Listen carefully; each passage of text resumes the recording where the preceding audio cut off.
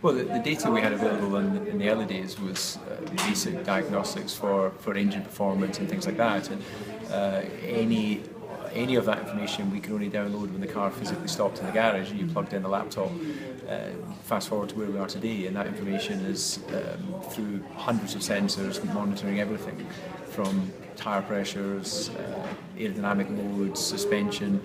If it's operating outside, its design requirements, even the driver's core temperature by swallowing a sensor to see the effects of dehydration and the effect that might have on his decision-making capabilities. So it's gone off the scale in terms of the information we now have, but of course it empowers us into making better decisions, because instead of sticking your finger in the air and guessing what might be the right thing, or using finely tuned intuition, you have software capabilities for simulation, which takes a lot of the guesswork out of that. You still have to have a reactive, in-the-moment ability. You still need to have the engineers and data analysts interpreting all of this huge amount of information that's coming to them. So most of the data you're capturing is telling you that everything's fine, but there'll be key elements of it that will highlight there might be an issue, which then can be transmitted to the driver over a radio communication, because you're not allowed actual physical connection of adjustments like we were in the past.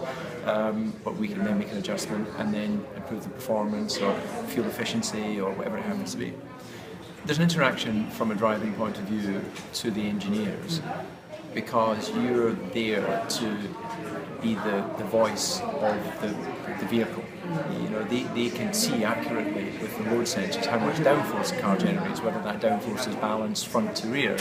A racing car is an inverted aircraft, so instead of creating lift and going up into the sky, it generates downforce and gets pushed into the road. And like a set of scales, you're looking for a perfect balance where it's not too much on one side or too much on the other. So the raw data can give the engineers that information, but the driver is the emotion in the car, and his emotion may tell him, I've reached my limit.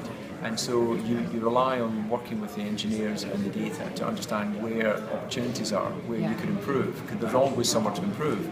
Because like in life, a race over 2 hours around the streets of Monte Carlo or the British Grand Prix at Silverstone, it's not a static environment. It changes as humidity changes, as track temperature changes, as the tyres wear. So it's a very reactive scenario that you're living in. As the fuel burns off, the car becomes lighter, it becomes more capable of going through the corner at a higher speed. So there's a constant sort of translation of that feedback and telling the driver whether he's at the limits of the physical capability of the car.